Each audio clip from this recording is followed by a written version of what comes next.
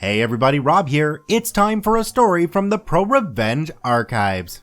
Revenge on my cheating fiance was bad, but the karma was brutal. Let's jump right in. Thank you to all our new subscribers over the past few weeks, and if you haven't yet, please hit that subscribe button for more daily Reddit stories. This happened to me about 1999-2000. When I was 19 to 20 years old, my friend told me that this was the juiciest revenge and karma he's ever heard of, and that I should post it here. If you've ever been cheated on by someone you love, this is for you. I was single after around 5 years with my then boyfriend and had finally mustered the courage to tell my junior high school crush, let's call him Douche Nozzle, about the candle I'd been holding for him for the past 7 years, ever since the first time we met. I was still somewhat new to the Pacific Northwest after leaving my home of Alaska and figured, well, he's in Alaska and I'm here and never moving back. So I might as well let the unspoken thing be spoken, get the answer I'm sure is coming, and move on with my life. I was pretty sure that once I laid down all the cards, he wouldn't have wanted to be friends with me anymore, or would have said something like, I am not into you that way. I was expecting, at most, an awkward conversation with him that may have explained my behaviors over the years I had known him. Much to my surprise, he reciprocated my expression of sincere love. Douche Nozzle and I had been friends for all that time, and though I never dropped hints to him about it, I did tell my closest friend at the time. He and I even kissed once during our first school year together, and even though I wanted to, I didn't ever press the issue or pursue him further, giving him the chance to take the lead, which he didn't. His words to me were poetic and so full of promise, including him saying how I always had a thing for you and never knew how to approach you, and I was so afraid you would reject me and I'd be humiliated, and so on. The same kind of stuff I had told him. 7 years later, having not the slightest clue that he was going to react that way at all, it made me question my decision about never moving back. I mean, never? After the phone call professing love for each other, that word never seemed so extreme. If I relaxed that decision, maybe I could have the opportunity for the relationship I had wanted for so long. I had a really great perk with a family member who was a pilot and was able to fly on a buddy pass standby ticket pretty often. So I decided to fly up to Alaska every couple of weeks to see Douche Nozzle. Once the news got around, everyone in our circle of friends would exclaim, "Oh my god, you and Douche Nozzle? I always hoped you two would end up together. You are the perfect couple." I thought it was super cheesy and romantic, but it actually felt validating and nice because that's what I had envisioned and hoped people would say about us. I was always very careful to avoid dating or even flirting with anyone I went to school with for the sake of avoiding interpersonal drama and gossip at school, which would have disrupted so much more than my education. After several months of traveling to see him every couple of weeks, he asked me to marry him. I said yes, and then, without hesitation, started planning to move back to Alaska to be together and start our life there in our hometown. I made plans for the move, packing up all of my belongings and parcel shipping everything I owned. Thankfully, it wasn't much, because I was still so young and didn't own any furniture. Douche Nozzle and I were going to live together at his place, where he had a roommate, let's call him Bicycle Man, who I will never forget, and the reason why is coming up. In the scant number of days before my final flight back up to Anchorage, I started feeling kinda icky and gross, and after several days of that, followed my intuition and took a pregnancy test. I found out I was pregnant, and I was so overjoyed that I called him one evening to tell him about it. There was already a party going on at his place. I spoke with Douche Nozzle briefly and said, I have some news I want to share with you. And he said, but first, I have to tell you about this really cool artist chick. And he told me about this girl who came to the party. Let's call her Thought. Yes, a terrible nickname used only because I am too lazy to think of a better acronym. And it made me laugh when it first occurred to me. I was irked by the way he was talking about her and realized this is not the time for a big reveal. I think I said to Douche Nozzle something like, "Don't do anything you'll regret." He asked me to call him later on to tell him whatever the news was, so I said I would, and then I did. Hours later, whoever answered the phone said that Douche Nozzle was there, but couldn't come to the phone right now. I had this awful stomach-sinking feeling because I already had an intuitive feeling about what was happening. Douche Nozzle never called me back that evening. I called him the next morning, no answer. I was heartbroken. That evening, I finally got to talk with him and reminded him I have news, but he interrupted me to say, "I have to tell you something." And my stomach-sinking feeling was now turning to nausea. He admitted that he cheated on me with thought, all while the time I was trying to reach him the night before. I hung up the phone on him and threw up. He didn't call me back to ask what my news was. I called him back later on to verbally upbraid him, and all he could do was ask for forgiveness and tell me that it was a mistake and that he still wanted me to come there. I told him there was no chance that I would marry him after that. That was not a mistake, buddy. That was a choice. I said I would be up there to get my things and then I'd be gone for good.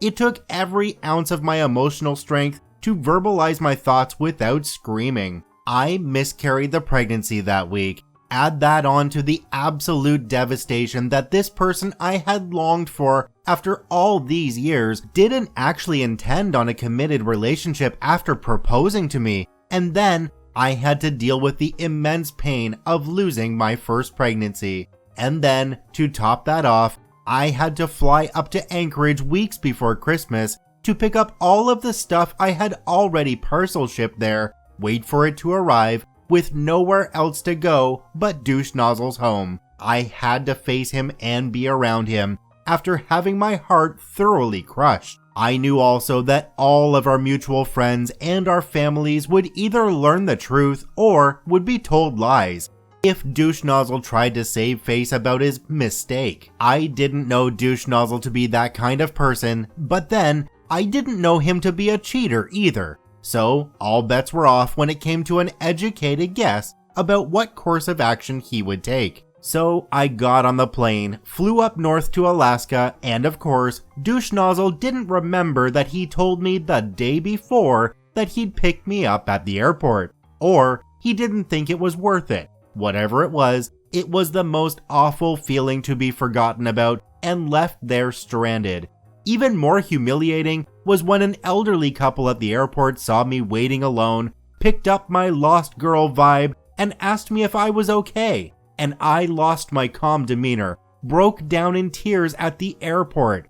I shooed away the well-meaning couple because I couldn't keep my shit together long enough to be gracious about any help they could have offered. I finally got a cab and went out to his place, banged on the door outside, and waited until I couldn't feel my fingertips anymore, and the racket finally woke up Bicycle Man, who let me inside. Douche Nozzle was in his room, passed out on his bed. I went to the living room couch and waited. I didn't know exactly how to confront him, so I didn't. He already knew how I felt based on our phone call following his confession. I acted like I no longer cared about it, because the last thing I wanted to be seen as was a crazy ex. There was no way I was going to let his behavior and choices besmirch my reputation. So I acted cool and dispassionate, as if it were all just a matter-of-fact end to a relationship. I kept to myself as much as possible. Douche Nozzle must have taken this as some sort of sign that we were just or only friends, as if we never had a relationship, as if he had never asked me to marry him, and he had the bright idea to invite Thought over to meet me. It turns out Douche Nozzle told Thought that I was just a friend, and he never told her about our relationship, engagement, me visiting frequently to see him, me moving there to be with him, etc. It was like I was just erased and discarded. Looking back, this is a very clear case of a narcissist relationship pattern of idealize, devalue, discard. Every moment between arriving there and leaving felt like it was just me crying and feeling so incredibly hurt that it broke my whole world. I had sacrificed my family, who had all moved to the Pacific Northwest by that point. I left my job so that I could move back to Alaska and be with Douche Nozzle.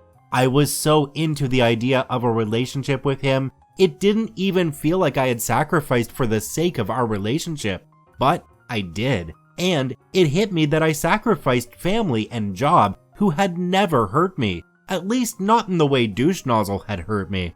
I regretted leaving them to be with Douche Nozzle and his empty promise of love. When the news spread to our mutual friends and his family, no one could understand why Douche Nozzle and I were split up. While everyone understood why I was crying and upset, no one really knew what to do with the constant stream of tears. I maintained my composure as being the not crazy ex to the best of my ability. This all happened in front of people who knew both of us for years. They were dumbfounded about Thought and what she was doing with Douche Nozzle. They put the puzzle pieces together themselves. I kept my mouth shut and only stated facts when I was asked. Yes, Douche Nozzle would rather be with her, so he is with her. I'm here waiting for my things to arrive so that I can ship them back, and then I'm getting on the next flight out of here. One day out of the total 2 weeks I was there, Bicycle Man, remember, came out of his room and saw me and my silent waterfall of tears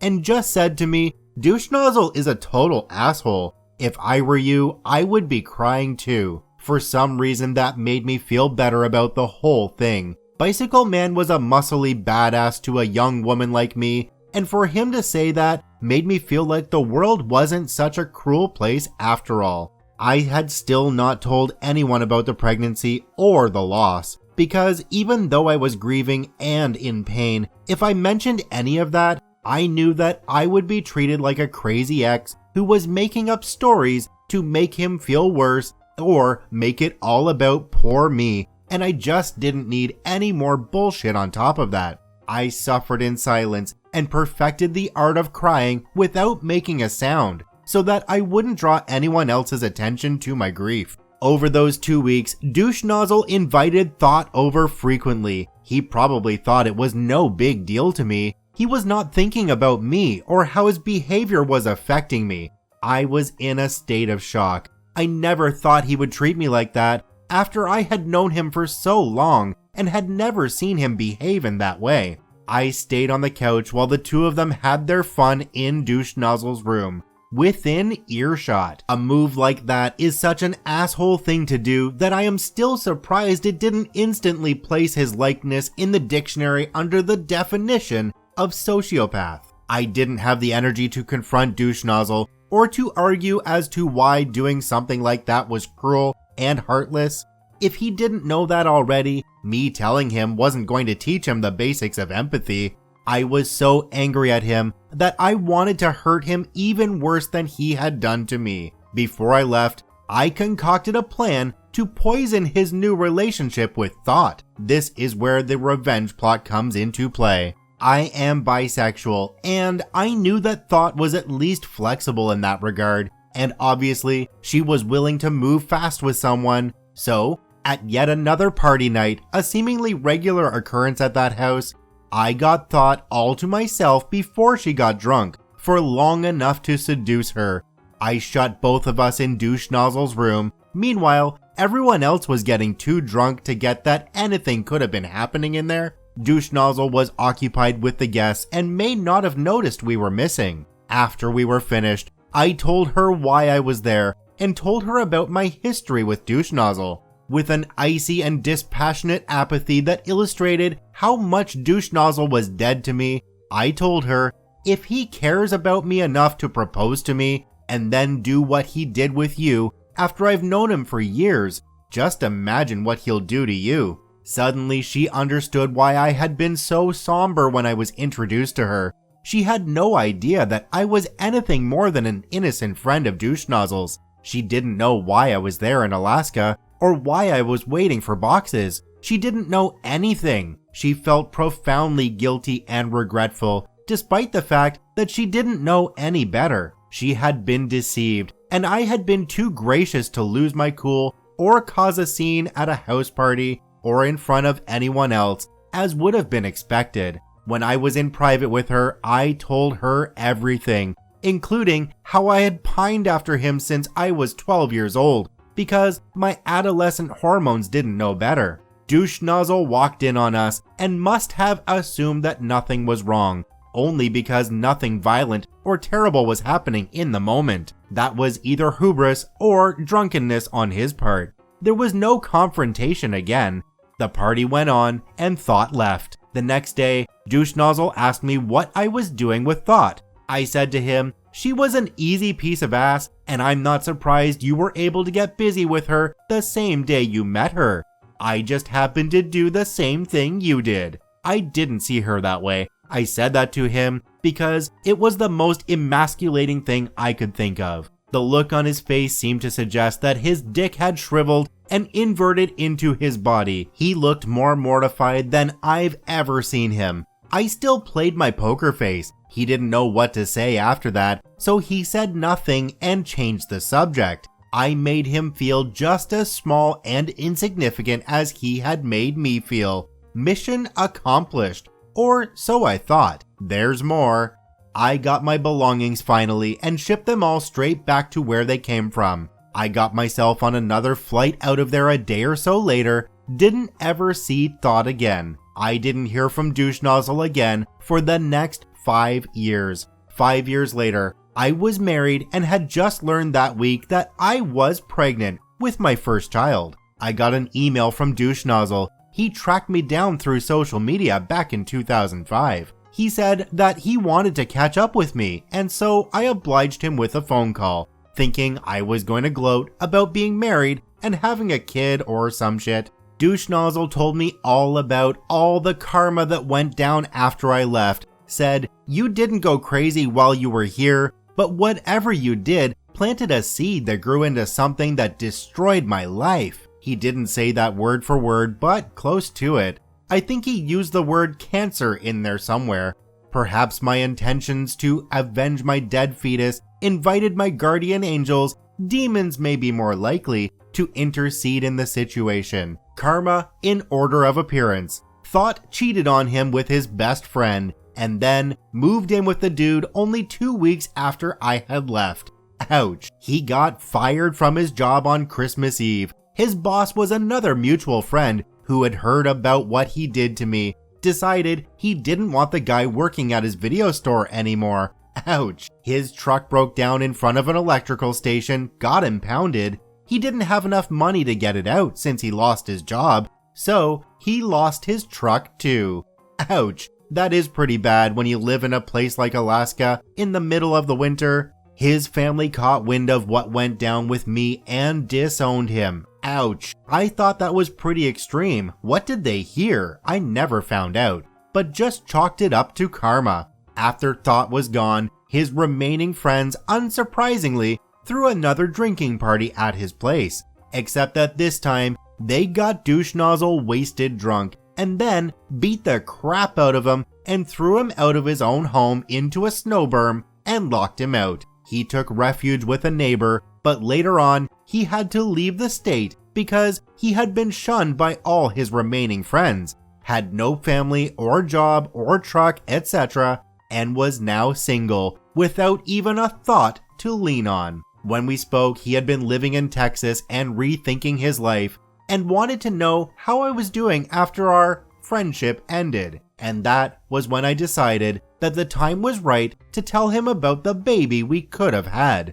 And then, distinguished guest, was when he started to cry, and I told him how much it sucked for me to feel like I couldn't have told him about before, for the reasons I mentioned above. And then I heard his full-on ugly cry on the other line. He was sobbing on the other line and couldn't stop apologizing. He said, "I had no idea you were pregnant." I felt a momentary indignant rage and sublimated it with another poker face moment in my matter-of-fact, emotionless response. We had sex, so it's not like it was impossible for that to happen. I tried to tell you. At the time, it was more important for you to confess your horrible choice than listen to my news. You didn't have any idea that I was pregnant because you didn't care to know. You didn't even ask. More sobs on the other end of the line and more apologies than I've ever heard in my life from anyone. I ended our call by saying, "It's really okay, I don't hate you."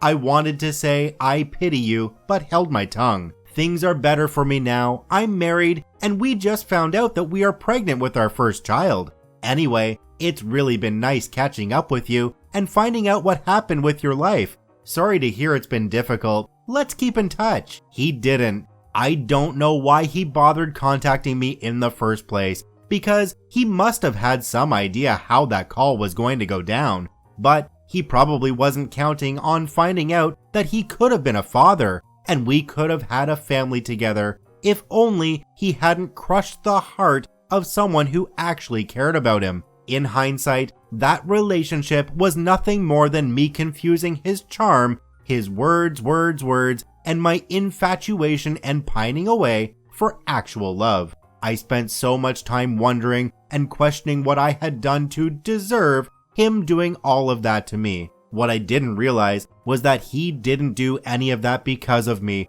or to punish me for any reason.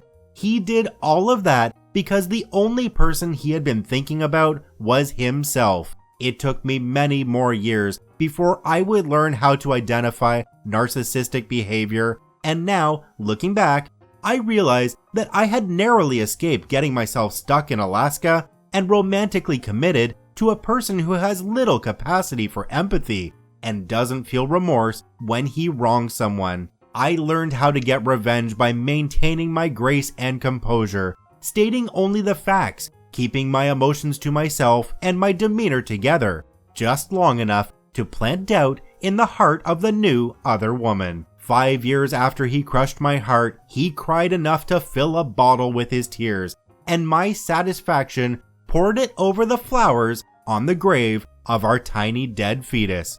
I'm sorry, baby. In the words of Bob Marley, the biggest coward is the man who awakens a woman's love with no intention of loving her. OP, I'm glad things have turned around for you and wish you the best of luck with your new life. I'd like to thank OP for posting their story to the ProRevenge subreddit. You can visit them at the links in the description below. Please go there and give them an upvote. Once again, this is Rob from Karma Comment Chameleon saying thanks for watching. If you enjoyed the video, please hit that subscribe button, drop a like, and share it with your friends, and we'll see you in the next one.